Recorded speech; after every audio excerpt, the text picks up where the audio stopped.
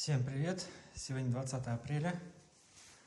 Мы завершили нашу работу по облицовке камина. Высота сейчас до конца не видно, леса стоят. Но вот то, что могу показать, это вот такую вот историю. Сейчас еще чуть-чуть тут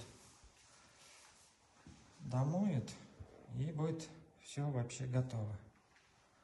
Такая вот история получилась у нас с каминчиком. Здесь полочки, здесь, там полочка, тоже из сланца. Полка выполнена у камина тоже из сланца. Нижняя, вот она, это все сланец. Здесь полочка из сланца, и верх тоже у нас полочка из сланца сделана. Вот такой вот каминчик получился. Все вручную запиливалось, все подгонялось полностью. Так что всем нравится. Заказчику нравится, рабочим нравится, в общем нравится всем. Мне тоже нравится.